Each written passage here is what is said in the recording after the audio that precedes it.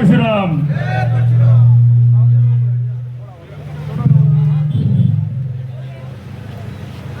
आज ये हमारा स्वर्ण न्याय यात्रा का 19वां दिन है। आज हम लोग यहाँ रेनवाल की पावन धरा पे आपके सामने उपस्थित हैं। आप सब लोगों को मैं यूजीसी के बारे में कुछ बताना चाहता हूँ। यूजीसी के बारे में अगर आपको जानकारी नहीं होगी तो यूजीसी का विरोध क्यों कर रहे हैं इसका कोई मतलब नहीं है, कोई समझ में नहीं आएगा।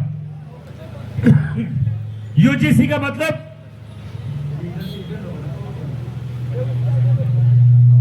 यूनिवर्सिटी ग्रांट कमीशन होता है। यूनिवर्सिटी ग्रांट कमीशन मतलब विश्वविद्यालय अनुदान आयोग।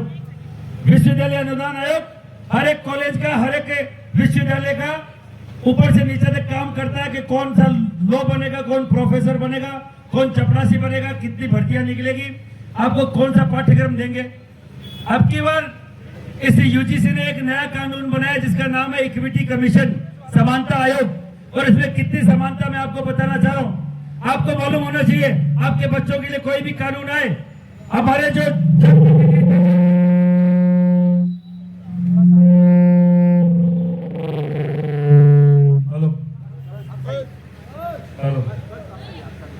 जितने भी जनप्रतिनिधि आप लोगों ने भेजे हैं एमपी के तौर पर, उन लोगों ने 13 जनवरी 2026 को यूनिवर्सिटी ग्रांट कमीशन के द्वारा एक इक्विटी कमीशन जारी किया है।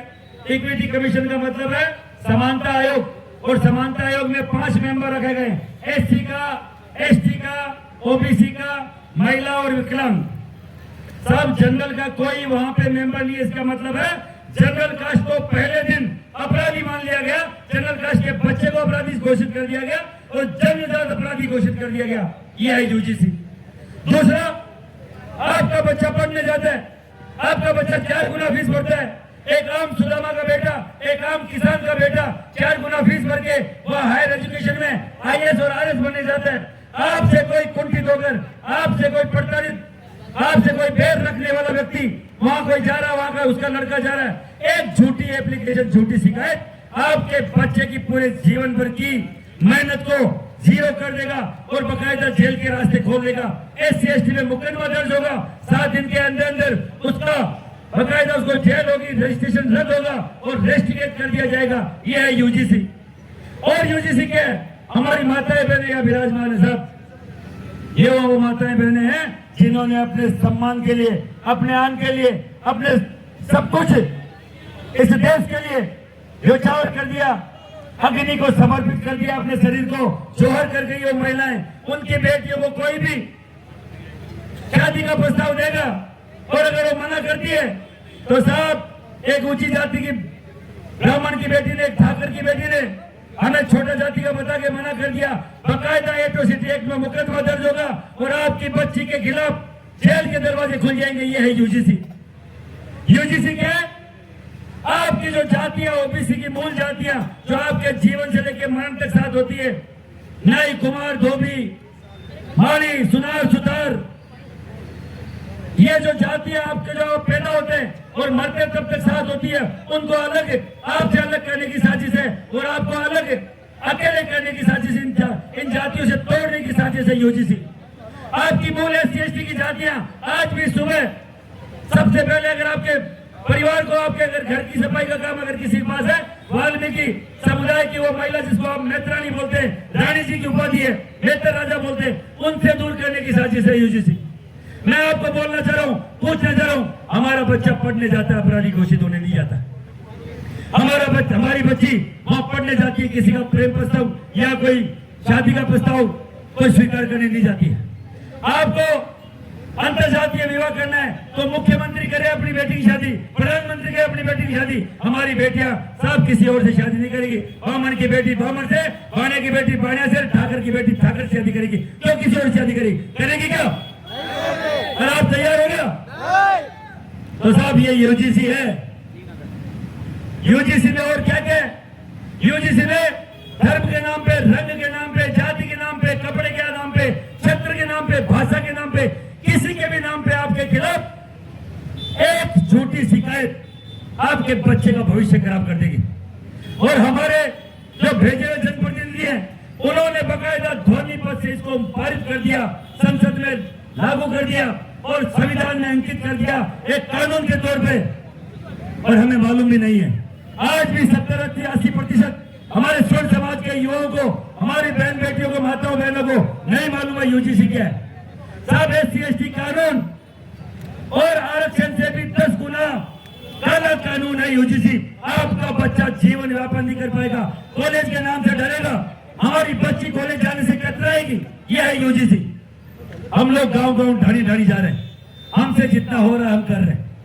जरूरत है आप सबकी, आपके साथ की। 3 अगस्त को हम लोग जयपुर पहुंचेंगे ये पैदल यात्रा लेकर।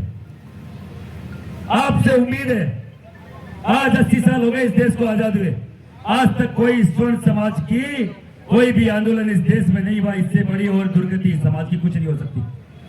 अरे भैया, हर 6 महीने में तो कुंभकर्ण भी अपनी नींद से जागता था। आप तो 80 साल से नहीं जाग रहे। आपके खिलाफ क्या क्या कानून आ गया। 1952 में 1952 में आरक्षण आया 10 साल के लिए। हमारे भाइयों को हमने दिया कि भैया इनको बराबर का मौका मिलना चाहिए, नहीं मिलना चाहिए। हमने दिया कि इनको 2 साल मुख्य धारा मानने के लिए, और 10 साल के लिए दिया था। अब आप मुख्य धारा मान चुके, और कितनी मुख्य धारा मांगेंगे। आप दिल्ली के तख्त पे खड़े होकर ब्राह्मणवाद की छाती पे हर दिन मूंग तलते, और इससे ज्यादा क्या मुख्य धारा मांगेंगे। आप ठाकरवाद को हर दिन इस देश से निकालने की बात करते हैं, और कितने मुख्य धारा मांगेंगे। मुख्य धर्म वही तो नहीं होता जो बराबर आंख से आंख मिला के बात नहीं कर सकता। जब इस देश का राष्ट्रपति एक आदिवासी है, इस देश का प्रधानमंत्री एक दलित है, और कितना मुख्य धारा होगी भैया। आप सब लोग पूछना चाह रहा हूं, सरकार अगर उस टाइम मेरे से 3 पीढ़ी पहले वालों ने विरोध किया होता तो हमारी 2 पीढ़ियां बराबर की सरकारी नौकरी की हकदार होती। अगर आपने एट्रोसिटी एक्ट का विरोध किया होता तो 80-85% जो फर्जी मुकदमे दर्ज होते वो आप पे दर्ज नहीं होते। आपने अगर 2018 में सुप्रीम कोर्ट के फैसले का समर्थन किया होता तो आपके खिलाफ अभी इतने सारे फर्जी मुकदमे दर्ज नहीं होते। हम किसी के भी सम्मान को ठेस नहीं पहुंचाना चाहते, हम हर जाति को साथ लेके चलना चाहते हैं, पर हमें हर दिन चौराहे पे खड़ा होकर हमारी गाली, हमारे समाज को गाली देना, हमारे भगवान को गाली देना हम कतई स्वीकार नहीं करेंगे। क्या करेंगे क्या? नहीं करेंगे। 3 अगस्त को जयपुर आने हो गया, एक बार हाथ ऊपर करके जयपुर आने होगा। आप तैयार हैं? हम गलत तो नहीं कर रहे हैं साहब। डरता वो है जिसको वोटों की जरूरत है। हम तो आम सामाजिक कार्यकर्ता है, आम इसे स्वर्ण समाज के एक अंग है। हमारा कोई कुछ नहीं उखाड़ सकता। हम हमारे हकों के लिए लड़ेंगे। मेरे भी घर में 2 बच्चे, मेरी एक बच्ची एक बच्चा है। मुझे तकलीफ इस बात की, डर इस बात का, अगर इसका कानून आया तो मेरी बच्ची कैसे पढ़ने जाएगी। वही डर आपके मन में होना चाहिए। अगर नहीं है तो लागू करा के देख लो। पहले भी का लागू हुआ था कई सारे कानून, आप भुगत रहे हैं। अब साहब इतना बड़ा गंदा कानून है कि केवल इसको याद करते ही डर लगता है कि होगा क्या हमारे साथ। अगर एक बार कानून लागू हो गया, वैसे तो हो चुका है, सुप्रीम कोर्ट का छोटा सा स्टे है, पर कॉलेजों में कमेटियां बन चुकी है। इनकी मानसिकता सही नहीं है। अगर किसी को लगता है कि सुप्रीम कोर्ट का स्टे, सुप्रीम कोर्ट कोई भी लोको कानून को रेगुलाइज करवा सकती है, निरस्त नहीं कर सकती। अगर कोई पढ़ा लिखा उसको मालूम है कि सुप्रीम कोर्ट किसी भी कानून को जो संविधान में लिखा है उसको निरस्त नहीं कर सकती। आप लोगों से निवेदन है, 3 तारीख को हम लोग 11 बजे कलेक्ट्री के लिए रवाना होंगे पैदल, और कलेक्ट्री में पहुंच के राष्ट्रपति के नाम एक अहिंसात्मक तरीके से, अनुशासित तरीके से, किसी को कुछ ना कहे, हम लोग बहुत प्रेम से वहां ज्ञापन देंगे। पर ज्ञापन कम से कम 1,50,000 की संख्या में देंगे, जो पूरे देश में इस पे बात होगी, चर्चा होगी, और बकायदा जब चर्चा होती है तभी कोई परिणाम आते हैं। क्रिया की प्रतिक्रिया है। अभी 2 कौड़ी के वो कॉकरोच मोदी जी को कैसी कैसी गालियां निकाल रहे थे, निकाल कर, और मोदी जी ने फिर भी उस धर्मेंद्र प्रधान का इस्तीफा स्वीकार कर लिया। हम आराम से 6 महीने से मांग रहे, हमारी बात को माना नहीं गया। इसका मतलब है आप और मैं बंधुआ मजदूर है इनके, आप और मैं इनके लिए कुछ भी नहीं है। अगर कोई भी भारतीय जनता पार्टी का जन्मदाता वोटर हो साहब, मैं आरएसएस का 40 साल से स्वयंसेवक हूं। इसका मतलब ये थोड़ी है कि हम पे कोई भी थोप दोगे। सरकार आपकी गिनती होती नहीं है वोटों में। कोई भी भारतीय जनता पार्टी की टिकट लेके आता तो बताओ क्या बोलता है, यहाँ 40,000 से हमारी चालू होती है गिनती। जिनकी गिनती में गिनती नहीं है वो हम लोग हैं। वो 40,000 बिना नेता के, बिना धनी धड़ी के, वो हम लोग हैं, बेसहारा लोग, जिनका कोई नेता नहीं है, कोई अगवा नहीं है, कोई बोलने चालने वाला नहीं है, कोई हक अधिकार की आवाज उठाने वाला नहीं है। इसलिए आपसे निवेदन है साहब, आपका नेता नहीं बोलेगा, न ब्राह्मण बोलेगा ब्राह्मण का नेता, न राजपूत का नेता, न बनिए का नेता। सबके मुंह में दही जमा, उनको चाहिए वोट। अगर हमारा वोट नहीं है, हमारी वोट की ताकत नहीं है, तो अब की बार दिखाएंगे हमारी ताकत क्या है और हमारी वोट की वैल्यू क्या है और हमारी एकता की वैल्यू क्या है। 3 अगस्त जयपुर चलो और बाकायदा दिखा दो कि भैया हिंसात्मक तरीके से आए, कॉकरोचों की तरह आएंगे तो साहब नार के बेटे, शेर के बच्चे शेर की तरह धाड़ेंगे जिस दिन धाड़ेंगे। अभी तो बहुत अनुशासित तरीके से बोल रहे हैं, ये बिल वापस ले लो, नहीं तो आपको कहीं ठोर ठिकाना नहीं बचेगा। वो आपने मारवाड़ी में क्या करा नहीं कि गोदियाला छोड़ पेट वाला वास करनो, तो मैं गोदियाला पे आदमी जगह था 3 बार बटे गया, पेट वाला 2 बार दिखा दिया था, कोकरेज गाय काट ज्ञान गाय और आगे समझ में नहीं आ रही है। हमारा जितना ही बड़ा भाई विराजमान है, हमारा काका बाबा विराजमान है, साहब सब ने समझा वो आपकी जिम्मेदारी है। महिपाल सिंह केवल आपने आर केवल बता सके, महिपाल सिंह वाकई एक समाज को अंग है।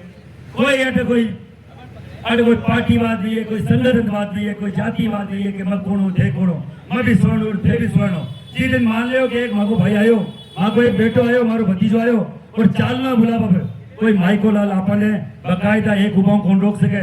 जिस दिन ब्राह्मण गुरु की भूमिका में आ जाएगा, जिस दिन वैश्य भामाशाह की भूमिका में आ जाएगा और क्षत्रिय रक्षक की भूमिका में आ जाएगा। 1000 साल पहले भी आप जबरदस्त थे और आने वाले दिनों में भी जबरदस्त होंगे। अगर इस बात को मान लोगे जल्द से जल्द, नहीं मानोगे तो परेशान हम हो रहे 80 साल से और होना पड़ेगा। रावण बहुत जबरदस्त पावरफुल था पर उनका भाई, उसका भाई उनके साथ नहीं था। आप मेरे भाई हो, अगर मेरा साथ दोगे तो बकायदा जीत हमारी होगी, यूजीसी रोल बैक होगा।